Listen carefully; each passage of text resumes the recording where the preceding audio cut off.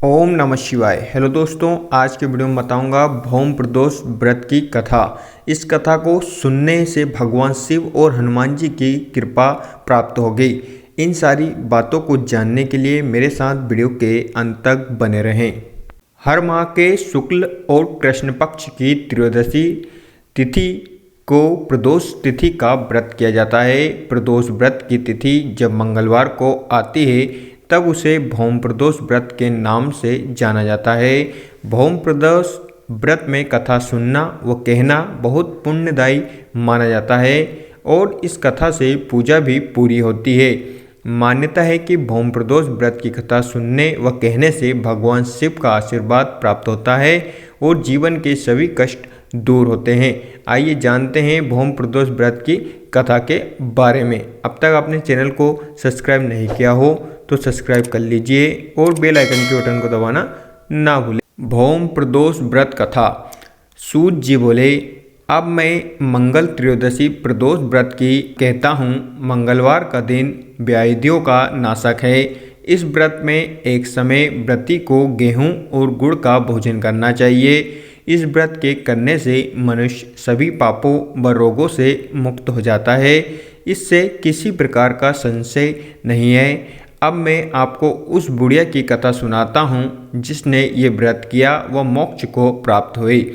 अत्यंत प्राचीन काल की घटना है। एक नगर में एक बुढ़िया रहती थी। उसके मंगलिया नाम का एक पुत्र था। वृद्धा को हनुमान जी पर बड़ी श्रद्धा थी। वे प्रत्येक मंगलवार को हनुमान जी का व्रत रखकर यथाविधि उनका भोग लगाती थी। उसके अलावा मंगलवार को एक ना तो घर लीपती थी और ना ही मिट्टी खोदती थी। इस प्रकार से व्रत रखते हुए जब उसे काफ़ी दिन बीत गए तो हनुमान जी ने सोचा कि चलो आज इस वृद्धा की श्रद्धा की परीक्षा करें।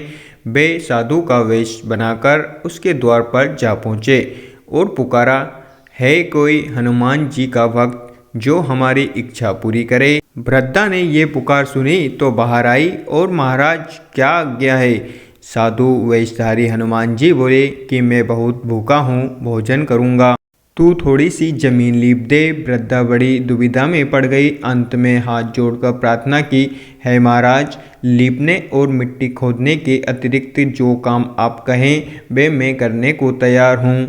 साधु ने 3 बार परीक्षा करने के बाद कहा, तू अपने बेटे को बुला, मैं औंधा लिटाकर उसकी पीठ पर आग जलाकर भोजन बनाऊंगा। वृद्धा ने सुना तो पैरों तले की धरती खिसक गई, मगर वे वचन हार चुकी थी। उसने मंगलिया को पुकार कर साधु महाराज के हवाले कर दिया, मगर साधु ऐसे ही मानने वाला न था। उन्होंने वृद्धा के हाथों से ही मंगलिया को औंधा लेटाकर उसकी पीठ पर आग जलवाई। आग जलाकर दुखी मन से वृद्धा अपने घर के अंदर जा घुसी।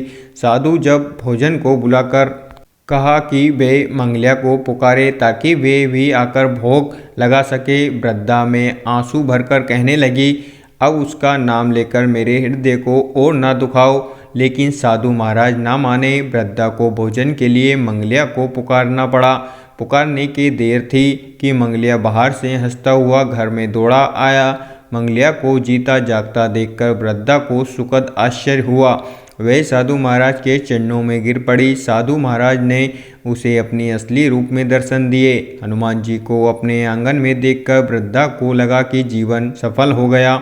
जिस प्रकार वृद्धा महिला की जीवन सफल हो गया, उसी प्रकार आप इस व्रत कथा को अवश्य सुनें, जिससे भगवान शिव शंकर और हनुमान जी की कृपा आप पर बनी रहे।